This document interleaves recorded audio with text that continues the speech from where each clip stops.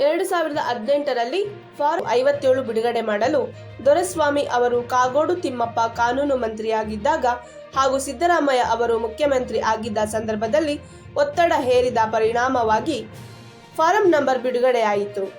ಇದರ ನಂತರ ಲಕ್ಷಾಂತರ ರೈತರು ಅರ್ಜಿಗಳನ್ನು ಸಲ್ಲಿಸಿದರು.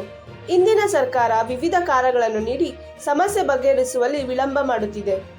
ಗ್ರಾಮೀಣ ಜನತೆ ಮತ್ತು ಕಾರ್ಮಿಕರು ಎದುರಿಸುತ್ತಿರುವ ಅನೇಕ ಗಂಭೀರ ಸಮಸ್ಯೆಗಳು ಇಂತಿವೆ.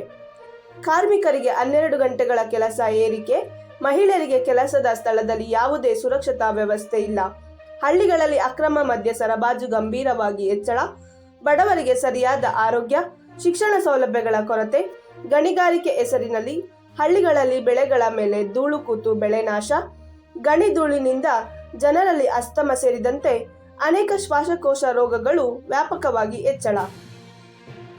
ರಾಜ್ಯಾದ್ಯಂತ ಸಾಗುವಳಿ ಮಾಡುತ್ತಿರುವ ರೈತರಿಗೆ ಒನ್ ಟೈಮ್ ಸೆಟಲ್ಮೆಂಟ್ ಮೂಲಕ ಪರಿಹಾರ ನೀಡಬೇಕು ಎಂಬ ಬೇಡಿಕೆ. ಸತ್ಯಾಗ್ರಹ ನವೆಂಬರ್ 26.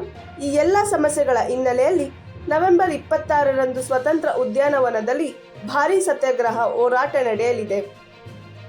ಸರ್ಕಾರ ಸ್ಪಷ್ಟನೆ ನೀಡದಿದ್ದರೆ ಮತ್ತು ಬೇಡಿಕೆಗಳಿಗೆ ಕಿವಿಗೊಡದಿದ್ದರೆ ಸತ್ಯಾಗ್ರಹವನ್ನು ನಿರಂತರವಾಗಿ ಮುಂದುವರಿಸಲಾಗುತ್ತದೆ.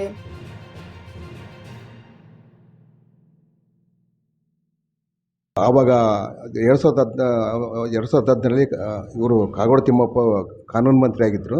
ಸಿದ್ದರಾಮಯ್ಯ ಅವರು ಕೂಡ ಅವಾಗ ಮುಖ್ಯಮಂತ್ರಿಗಳಾಗಿದ್ದರು. ಅವಾಗ ಮತ್ತು ಒತ್ತಡ ತಂದು ಫಾರಂ ನಂಬರ್ 57 ಒಂದು ಫಾರಂ ನಂಬರ್ ರಿಲೀಸ್ ಮಾಡಿಸಿದರು. ಅವರು ನಾವು ಮಾಡಿಕೊಡ್ತೀವಿ ಅಂತಂದೇಳಿ ಆಶ್ವಾಸನೆ ಕೊಟ್ಟರು ಕೂಡ ಇಬ್ಬರು ಕೂಡ.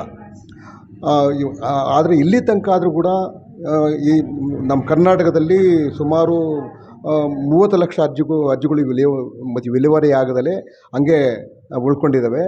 ಮತ್ತು ಚಿತ್ರದುರ್ಗ ಜಿಲ್ಲೆಯಲ್ಲಿ ಸುಮಾರು 1,30,000 ಅರ್ಜಿಗಳು ಬಗರ್ಹುಕುಂ ಸಾಗುವಳಿದಾರರಿಗೆ ಸಾಗುವಳಿ ಚೀಟಿ ಕೊಡದಲ್ಲೇ ಅವ್ರನ್ನ ಸತಾಯಿಸ್ತಿದ್ದಾರೆ. ಅಲ್ಲಿ ರೈತರು ರೋಸತ್ತೋಗಿದ್ದಾರೆ. ನಾವು ಹೋರಾಟಗಳು ಮಾಡಿ ಮಾಡಿ ಮಾಡಿ ನಮ್ಮದು ಕೂಡ ವಯಸ್ಸಾಗ್ತಾ ಬಂತು.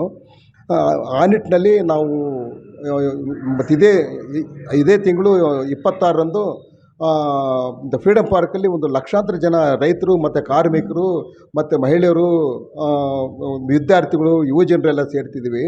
ಒಂದು ಕಡೆ ರೈತರಿಗೆ ಭೂಮಿ ಇಲ್ಲ, ಇನ್ನೊಂದು ಇವರು ಕೇಂದ್ರ ಸರ್ಕಾರ ಮತ್ತು ರಾಜ್ಯ ಸರ್ಕಾರ ದೋಚಿ ಅವ್ರನ್ನ ಅನ್ಯಾಯ ಮಾಡ್ತಿದೆ. ಇನ್ನು ಮಹಿಳೆಯರ ಬಗ್ಗೆ ಅಂತೂ ಹೇಳಬಾರ್ದು. ದೇಶದಾದ್ಯಂತ ಮಹಿಳೆಯರು ಅತ್ಯಾಚಾರಗಳು ಒಳಗಾಗಿ, ಅದರಲ್ಲೂ ದಲಿತರು ಹೆಣ್ಮಕ್ಳನ್ನ ಬೇಕಾರಲ್ಲೇ ಅವರು ಅತ್ಯಾಚಾರಗಳು ಮಾಡ್ತಿದ್ದಾರೆ. ಇನ್ನು ಅಲ್ಪಸಂಖ್ಯಾತರಂತೂ ಅವರು ಅಷ್ಟೇ, ಅಲ್ಪಸಂಖ್ಯಾತ. ಇನ್ನು ಹೆಚ್ಚಿನ ಮಾಹಿತಿಗಾಗಿ ನಿಮ್ಮ ಅನಿಸಿಕೆಗಳನ್ನು ಕಮೆಂಟ್ ಮೂಲಕ ತಿಳಿಸಿ. ವರದಿಗಾರರು ಪ್ರೇಮ್, ಸಿ ಟೌನ್, ಚಿತ್ರದುರ್ಗ. ಈ ಚಾನೆಲ್ ಅನ್ನು ಸಬ್ಸ್ಕ್ರೈಬ್ ಮಾಡಿ, ಶೇರ್ ಮತ್ತು ಲೈಕ್ ಮಾಡಿ. ಧನ್ಯವಾದಗಳು.